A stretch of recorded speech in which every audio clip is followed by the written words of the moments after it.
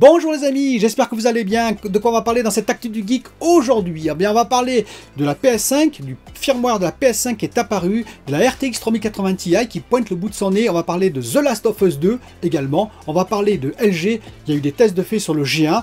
Et je vais vous conseiller quand même le G10 et le C10, j'expliquerai pourquoi. On va un petit peu parler de fiabilité, on va parler AMD 4700S. Et oui, le AMD 4700S, qu'est-ce que c'est que cette bête-là?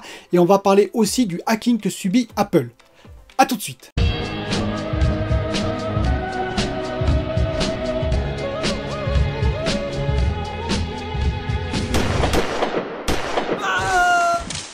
Alors concernant la PS5 et son fameux firmware, le 21.01.03.10.00.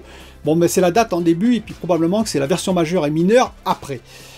Eh bien ce firmware, on ne sait rien du tout dessus, sinon qu'il va améliorer les performances globales du système. Ce qui veut tout dire et ne rien dire. Est-ce que ça améliore dans le jeu les performances ou est-ce que ça améliore la stabilité du système lui-même? En tout cas, il fait 900 mégaoctets, le firmware en question fait 900 mégaoctets de place, ce qui n'est pas négligeable, c'est quand même un gros firmware. Donc on attend un peu plus de nouvelles là-dessus, puisque Sony a été très transparent, on va dire là-dessus, puisqu'ils n'ont donné aucune news sur ce firmware, on ne sait absolument rien. Si vous savez quelque chose, n'hésitez pas, je pense que ça va apparaître dans les jours à venir. Mais quand il sera installé, il y a des gens qui vont un peu inspecter ça de plus près. Mais si c'est dans le cœur système, ça va être difficile de savoir exactement ce qui a été modifié. Je serais très intéressé de le savoir parce que s'ils ne communiquent pas là-dessus, ça veut dire que peut-être qu'il y avait des problèmes d'instabilité ou des choses comme ça qu'ils ne voulaient pas divulguer et qu'ils ont corrigé discrètement. Et voilà, l'affaire est réglée. On verra, je vous tiendrai au courant bien entendu si j'ai des nouvelles là-dessus.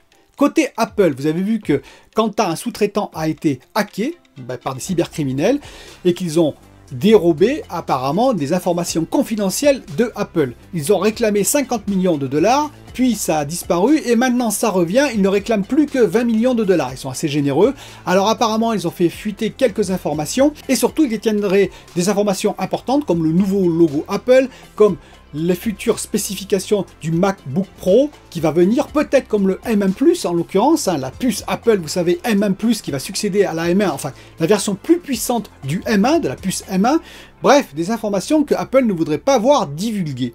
Est-ce qu'ils vont payer? Il y a tractation actuellement, il faut le savoir. Donc ça veut dire que quand même, ils prennent la chose très au sérieux. Je vous rappelle que CD Projekt Red avait été attaqué et que le code source de The Witcher 3 et apparemment de Cyberpunk 2077 avait été dérobé et qu'il y avait eu également demande de rançon.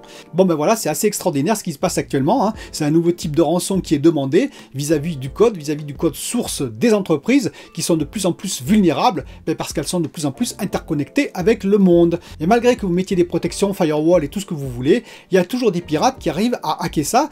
D'un côté, c'est dommage et dommageable pour les entreprises. D'un autre côté, on peut dire quand même que c'est des exploits techniques qui sont faits par les hackers pour briser tous les pare-feux qui sont mis par les entreprises pour protéger leurs sources confidentielles.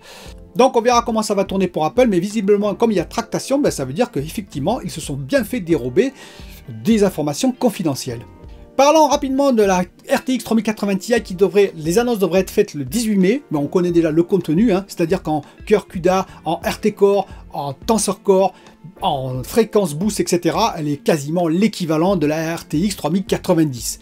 Et ce qui est surtout intéressant, c'est qu'elle est annoncée aux États-Unis à 1000 $, donc c'est le prix que j'avais annoncé. Par contre, Phone Android dit qu'elle sera ici vendue à 820 €. 1000 $, 820 €. Bon, je comprends pas bien l'information, je vous explique pourquoi. À l'époque, lorsqu'ils ont annoncé les prix fondeurs, je vous rappelle, hein, des prix mythiques, on peut les oublier, mais de la RTX 3080, elle a été annoncée aux États-Unis à 699 $ et en France, elle est arrivée, en Europe, elle est arrivée à 720 €.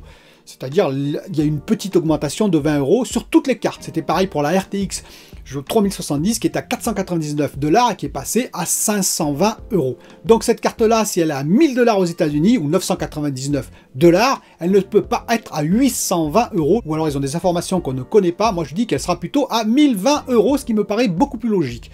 Et c'est une affaire, parce que même si elle a que 12 Go, je vous rappelle, de GDDR6X, tout le reste étant comme une RTX 3090, quand même, une RTX 3090 à 1500, prix fondeur, hein, 1500 $, ou euros, on peut dire, 1520 €, et bien si elle a 1020 €, cette carte RTX 3080 Ti, c'est quasiment l'équivalent d'une RTX 3090, à part la mémoire, et bien écoutez, c'est une sacrée affaire.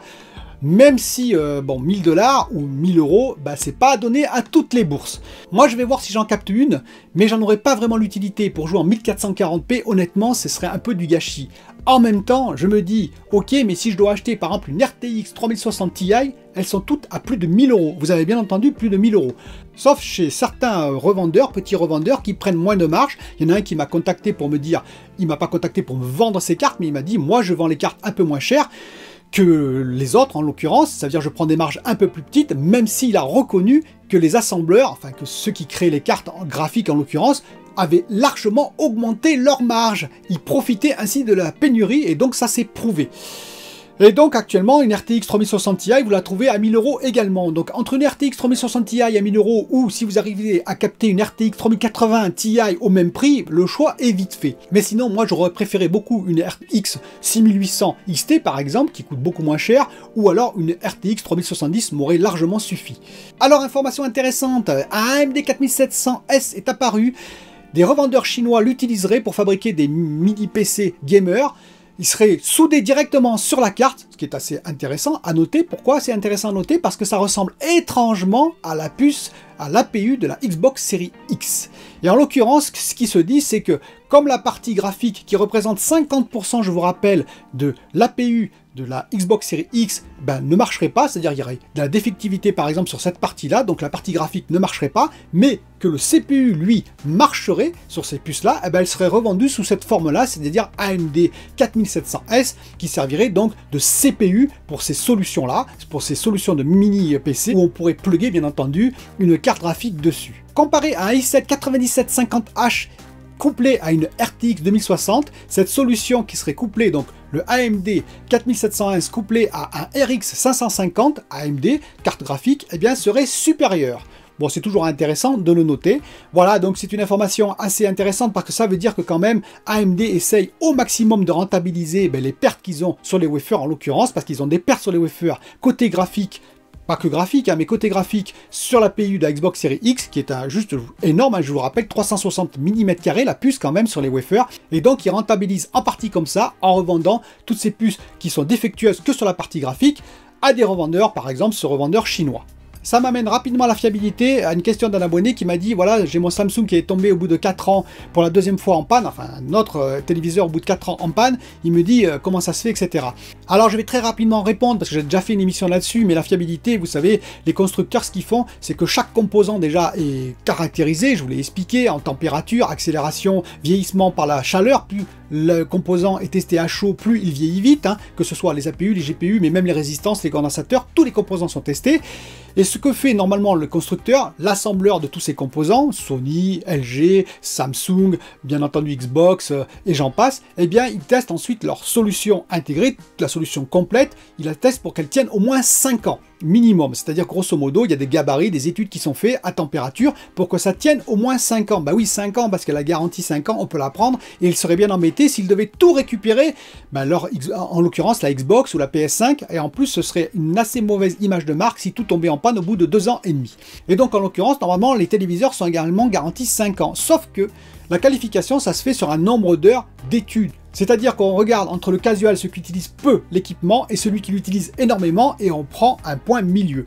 Ainsi, par exemple, on peut imaginer, si vous utilisez votre téléviseur en moyenne 5 heures par jour sur 300 jours, ça fait à peu près 1500 heures. Donc 1500 heures x 5 pour les 5 années, ça fait 7500 heures. Ils vont prendre 10 000 heures. Ils vont dire, voilà, nous allons qualifier pour que tous les téléviseurs, enfin le maximum de téléviseurs, parce qu'il y aura toujours des pannes quand même, tiennent au moins 10 000 heures sur 5 ans. Oui, mais voilà, si vous l'utilisez beaucoup plus, ça peut arriver, vous l'utilisez 20 000 heures par exemple sur 5 ans, donc ça veut dire qu'au bout de 2 ans et demi, vous l'avez déjà utilisé 10 000 heures. Donc vous avez dépassé le protocole de qualification, et donc potentiellement, oui potentiellement, il peut tomber en panne, car après, bien entendu, les constructeurs n'ont pas validé tous les composants pour qu'ils tiennent bien plus. Voilà, donc c'est complexe. Est-ce qu'il faut prendre la garantie 5 ans ou pas? Bah oui, si vous utilisez beaucoup, en fait, si vous utilisez beaucoup votre équipement, prenez la garantie 5 ans sur des gros équipements, bien entendu. Si vous êtes casual, c'est-à-dire si vous l'utilisez peu, que vous savez que vous allez utiliser que 2 heures votre PS5 par jour, et encore sur 3 jours dans la semaine, c'est pas la peine de prendre la garantie 5 ans. Bon, sauf malheureusement un petit problème ponctuel sur une des PS5. Par contre, si vous utilisez votre PS5 par exemple, ou votre Xbox Series X, vous l'utilisez 4 heures, 5 heures par jour, tous les jours, c'est intéressant peut-être de prendre la garantie 5 ans parce que là, justement, vous dépassez les gabarits de tests de protocole de qualification. Voilà, ça c'est mon mot rapide pour répondre à cet abonné. Alors, on va en venir à l'avant-dernier sujet. Le LG G1 a été testé, c'est assez intéressant, et par HDTV Test, et par PP World. C'était très intéressant, PP World, avec sa bonne humeur. Et en plus, il s'est associé une personne qui va vraiment tester à fond les caractéristiques du téléviseur en question, la colorimétrie, la luminosité, l'input lag, et j'en passe. Quelles sont les conclusions de Vincent de HDTV Test et de PP World? Eh bien, c'est que le G1 est vraiment superbe et qu'en plus, les pré-réglages d'usine qui sont disponibles sont superbes. C'est-à-dire sont vraiment bien calibrés. L'écran a 13% de luminosité en plus par rapport à la version 10, c'est-à-dire la précédente version, le G10 en l'occurrence. Donc c'est toujours ça, il monte à 785 candelas par mètre carré, ce qui est très très bien. La colorimétrie est parfaite d'usine, on est en REC 709 ou en DCI P3, on est à 99.4, ce qui est juste excellent, indétectable à l'œil humain. Et pourtant je vous conseille d'acheter le G10 ou le C10 si vous le trouvez, voire le B10 qui sont bien plus intéressants en prix. Alors c'est voilà, c'est juste une norme en termes de différence, surtout sur le 65 pouces. Et vous avez en plus des promos en ce moment, il faut en profiter parce que petit à petit ils vont s'écouler et comme ils ne sont plus fabriqués, eh bien, vous n'en trouverez plus. Donc si vous êtes intéressé par du OLED, si vous êtes intéressé par du LG, eh bien écoutez, les prix sont hyper intéressants actuellement en C10, G10. Et pourquoi je vous le conseille? Eh bien parce que le G1 qui est arrivé finalement, quand on regarde tous ces tests, oui c'est une amélioration, oui c'est amélioré sur plein de critères, mais ce n'est pas une révolution. C'est-à-dire que le précédent modèle tient parfaitement la route. Vous pouvez me croire, j'ai le C10 et il n'y a pas à rougir face au G1 actuel. Il n'y a pas une révolution énorme comme il peut y avoir par exemple avec le Sony qui est actuellement, vous savez, le nouveau Sony qui lui monte à 1300 candelas par mètre carré. Donc là c'est une, on va dire, c'est une sacrée révolution pour Sony, surtout en termes de pic de luminosité. Là, on est à 13% de plus, c'est pas mal, mais ça va pas révolutionner totalement l'image, croyez-moi sur parole. Et donc, vous pourrez faire une sacrée économie quand même, parce que si vous achetez le G1, il coûte 3000 € actuellement. Si vous achetez le G10, la version d'avant, en 65 pouces je parle, il est à 2050 €. Le C10 est à 1900 €, on le trouve, c'est les prix minimum, mais on le trouve à 1900 €. Et le B10, qui est toujours intéressant aussi, à 1800 €.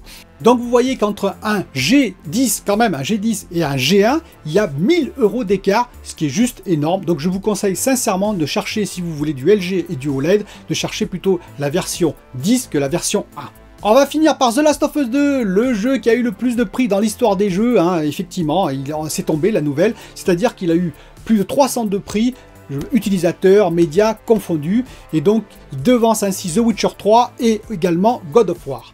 Alors je sais que ce jeu est très clivant, il y en a qui détestent ce jeu, il y en a qui l'adorent, moi je l'adorais en l'occurrence, il y en a qui détestent ce jeu et il y en a d'autres qui l'adorent. Et bien écoutez, c'est ce genre de jeu que j'aimerais voir plus souvent, je vous explique, dans tous les styles bien entendu, c'est des jeux qui finalement, certains vont détester, mais d'autres vont adorer. Ça permet vraiment de rentrer dans le jeu, ça veut dire que vous allez adorer ce jeu, vous allez vraiment kiffer ce jeu, ou alors vous allez le détester, vous allez le délaisser, mais il y aura un autre jeu, s'il est clivant aussi, que vous allez peut-être adorer, alors que la personne qui adorait le premier jeu va le détester. C'est ce genre de jeu qui va vraiment hyper, c'est-à-dire que vous allez pas dire ah ouais c'est pas mal ou c'est bien, vous allez dire c'est juste kiffant, c'est juste extraordinaire.